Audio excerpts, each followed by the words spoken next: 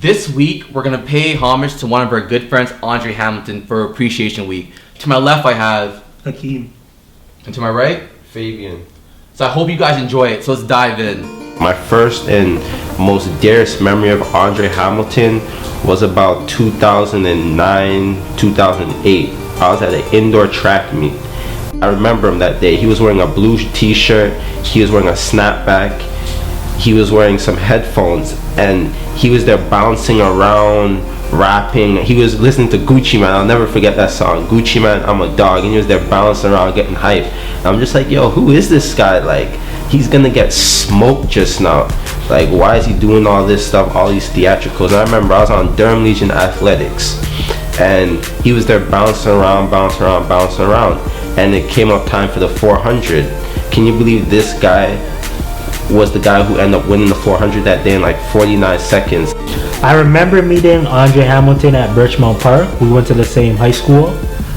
He was very renowned, but our first interaction was at track when track season started.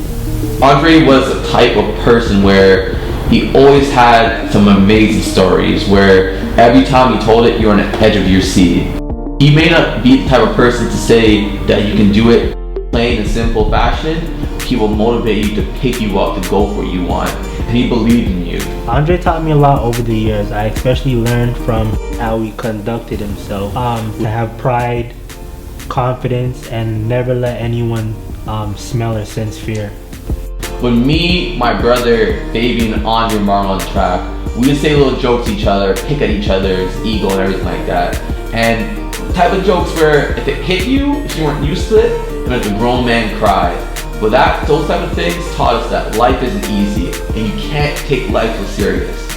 And Andre motivated us. He was kind of like the blueprint that we looked up to, me, Marlon, Fabian, and Hakeem.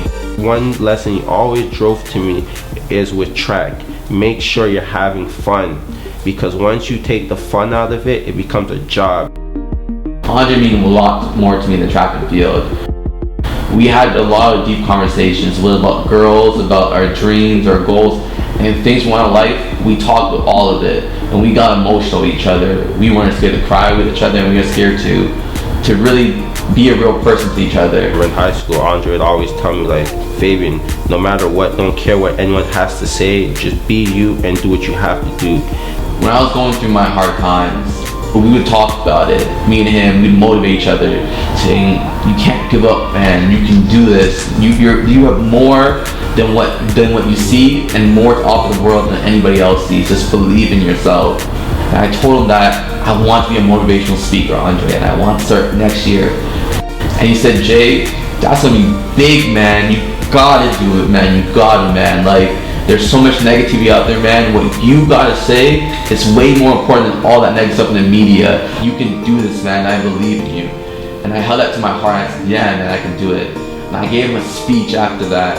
And he told me, "Jay, that gave you so much energy, man. I'm gonna pick up my shoes and run to practice right now." Because at the time, he had his own track team, and he said that really gave him energy. And Jay, you gotta put this out.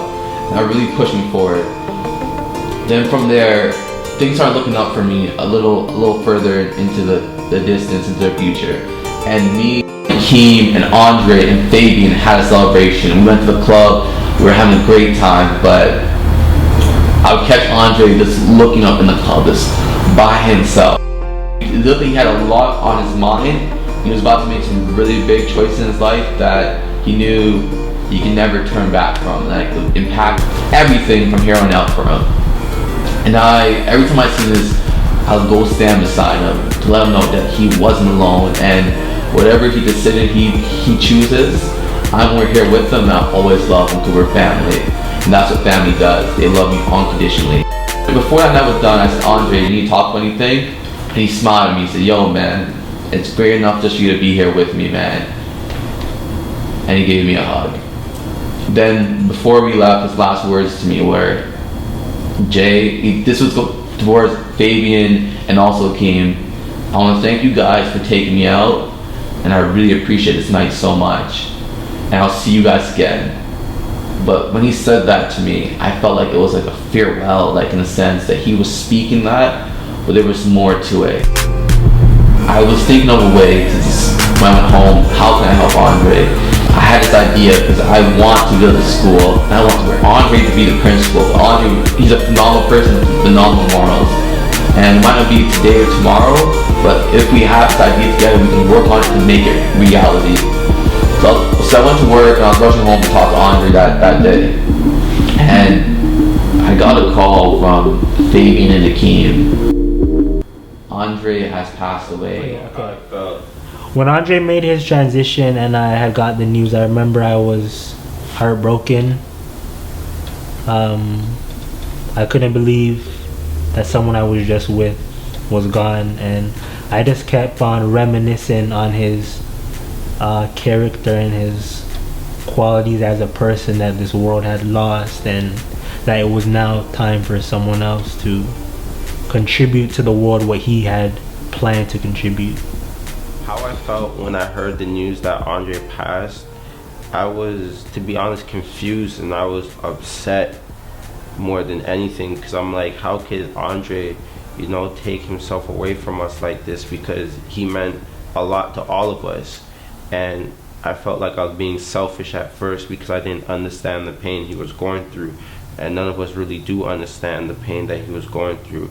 But then afterwards, I was just sad and overcome with emotions, and for the longest time I just kept replaying everything in my head, everything Andre said to me the last time we were all with Andre, and I was just overcome with grief because I was like, how could someone so bright with such a bright future ahead of him, feel like he had nothing left to accomplish or gain in this world. So I was just really upset for the fact that I wasn't there to help him, and I felt like, if I even spoke to him that day or the day before, possibly, he'd still be with us right now. So before I did this video, I was legit in tears. Like, I was crying before I did this video, because just to think of losing you once again, it's been almost a year.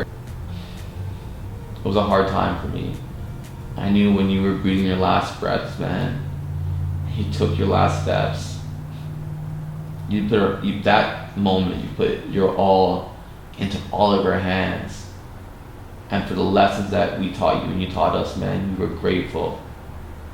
I know it doesn't matter how far anybody is who's connected to you or how far they are now, you'll never be far away. You'll be right there with us, helping us get to where we were supposed to be. And you've given me so much things I want to thank you for, man. You helped me find a purpose in life and helped me get on the right track.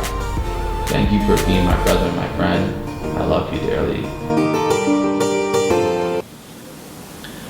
I want to thank you, Andre, for all the support and love you've shown us over the years. You may be gone from this world, but you're not forgotten. Thank you, Andre, for all the life lessons you've taught us along the way. Long live Andre. G.I.G. out.